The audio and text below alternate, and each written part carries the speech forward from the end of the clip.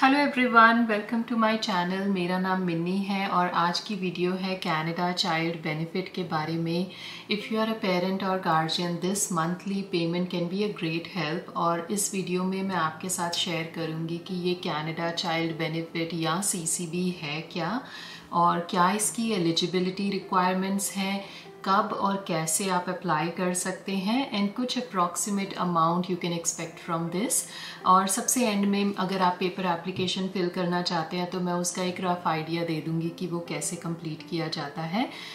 उसके अलावा ये वीडियो मैं नवंबर 2024 में बना रही हूँ, तो अगर आप इसके बाद ये वीडियो देख रहे हैं तो CRA की वेबसाइट पे जाके अप टू डेटेड इन्फॉर्मेशन ज़रूर लें। मैं ये इन्फॉर्मेशन जो मुझे है अपनी नॉलेज के हिसाब से ये वीडियो बना रही हूँ। अगर आपको कोई क्वेश्चंस हैं तो आप कमेंट्स में लिख के मुझे पूछ सकते हैं, मुझे इसका जवाब पता होगा तो मैं ज़रूर रिप्लाई करूँगी। So let's get into it. सबसे पहले ये कनाडा चाइल्ड बेनिफिट है क्या। ये कनाडा चाइल्ड बेनिफिट या CCB एक टैक्स फ्री मंथली पेमेंट है उन एलिजिबल फैमिलीज़ के लिए जिनके बच्चे 18 साल से कम उम्र के हैं, और ये पेमेंट आपको हेल्प करती है with the cost of raising kids.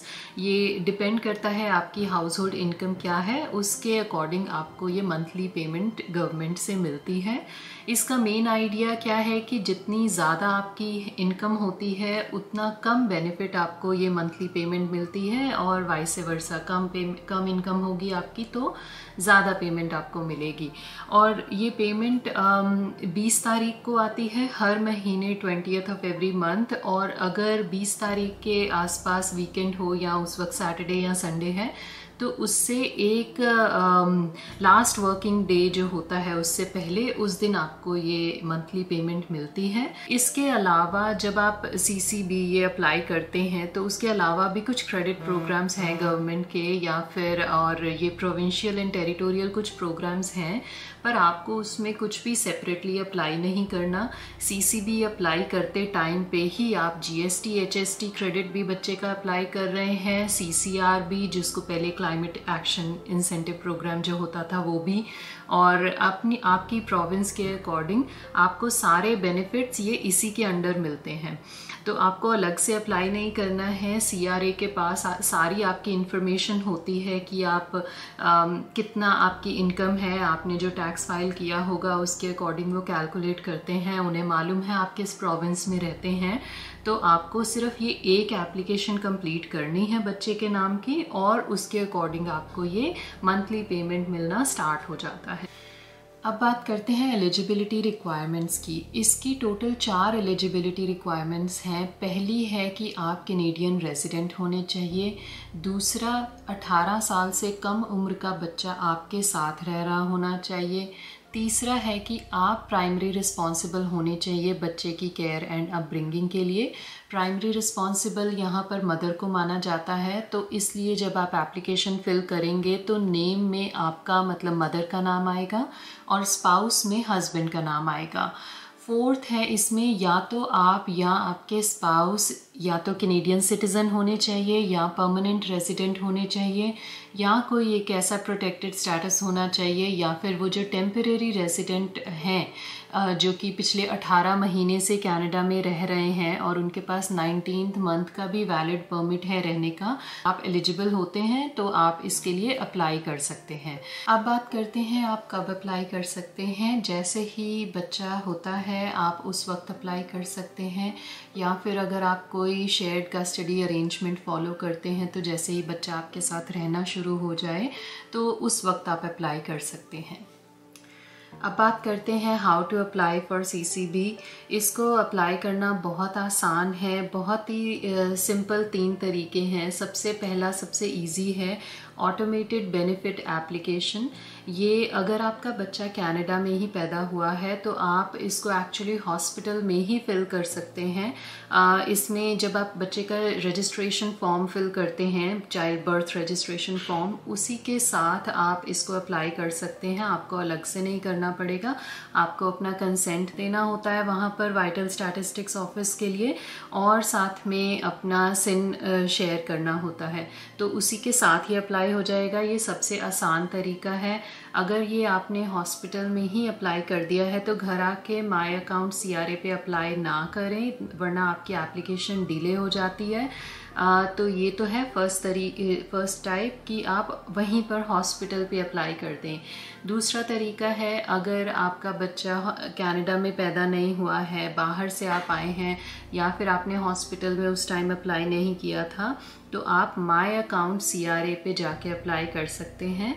CRA जो कनाडा रेवेन्यू एजेंसी की जो वेबसाइट है, उस पे आपका अकाउंट होना चाहिए। अगर नहीं है तो आप रजिस्टर करके अकाउंट बना लें। वहाँ पर अकाउंट बना के आप माई अकाउंट्स में जाएं और वहाँ पर जाएं apply for child Canada benefits section में, और वहाँ पर आपको एप्लीकेशन मिल जाएगी। उसको बस प्रॉम्प्ट्स फॉलो करते रहें और अपनी एप्लीकेशन वहाँ पर फिल कर लें। मेक श्योर आपके पास सिन हो, अपना रेजिडेंसी प्रूफ हो और चाइल्ड बर्थ सर्टिफिकेट भी हो, क्योंकि ये आपको जब आप ऑनलाइन फिल करेंगे तो आपको इन चीज़ों की ज़रूरत पड़ेगी। सबसे लास्ट तरीका है पेपर एप्लीकेशन फिल करने का। आप एक RC66 फॉर्म है वो फिल कर सकते हैं, और किसी केस में आपको RC66SCH ये फॉर्म भी कंप्लीट करना पड़ सकता है।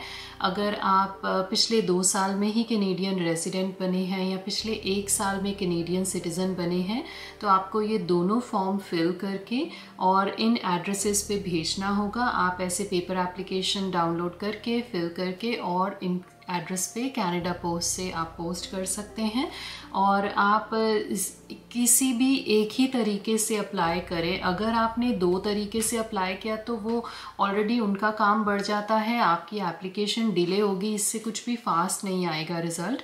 अगर आपको लग रहा है आपकी एप्लीकेशन प्रोसेसिंग में देर हो रही है, तो बजाय कि और कोई तरीके से फिल करने में आप उनको फ़ोन करके पता कर लें।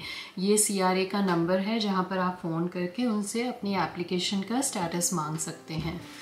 अब एक बार जब आपने अप्लाई कर दिया यहाँ पे, तो उसके बाद आपकी कोई अगर मिसिंग इन्फॉर्मेशन है तो वो खुद आपको नोटिस भेजते हैं, खुद आपको एक ज़्यादातर मेल करते हैं लेटर कि ये आपकी इन्फॉर्मेशन मिसिंग है, ये आप दे दीजिए, ताकि वो दोबारा से आपकी एप्लीकेशन को रिव्यू कर लें।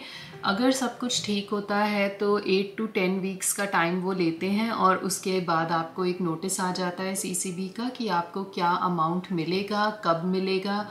कब का हमें मालूम है, 20th को ही आता है हर प्रोविंस में।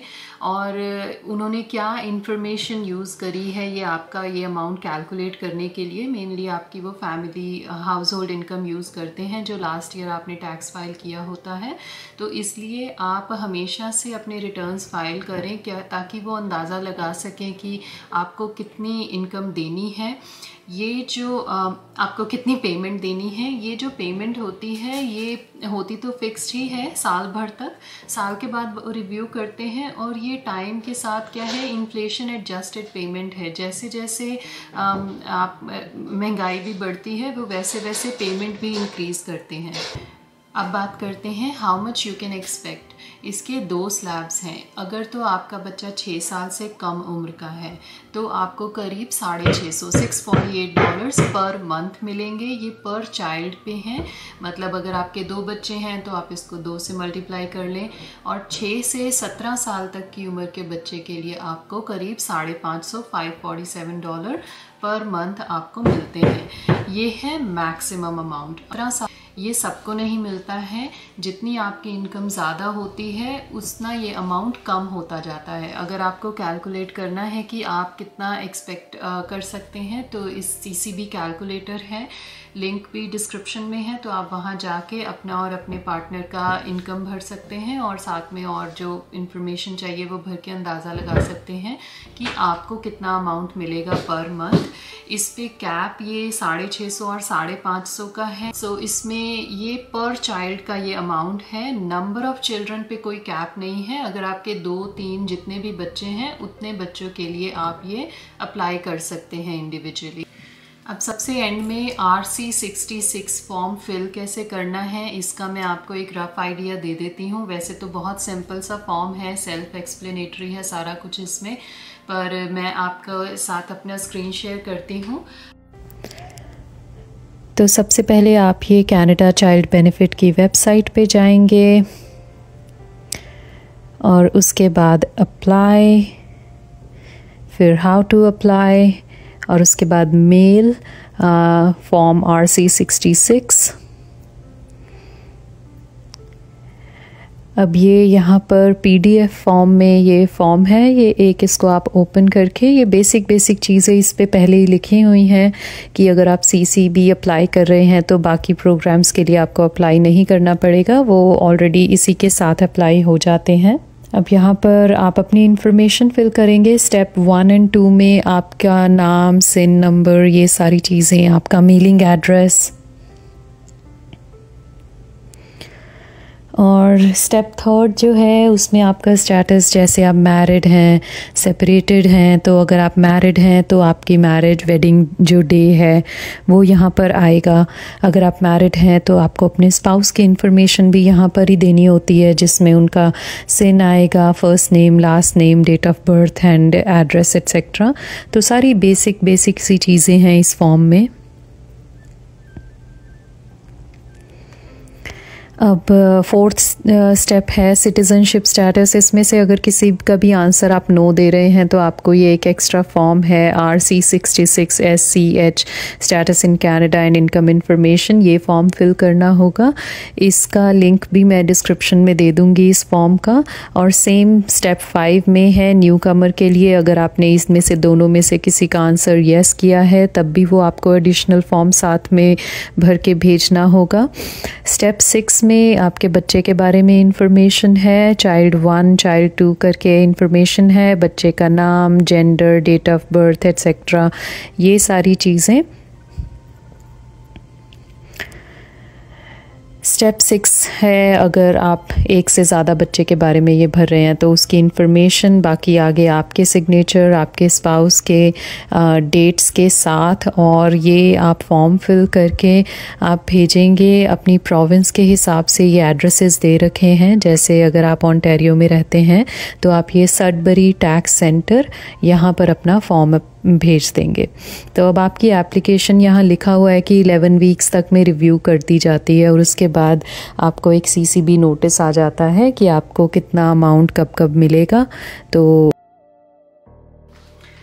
बस ये था आज का छोटा सा वीडियो। अगर ये आपको वीडियो अच्छा लगा है तो please like, share and subscribe to my channel. Thank you for watching this video. Bye bye and live your best life.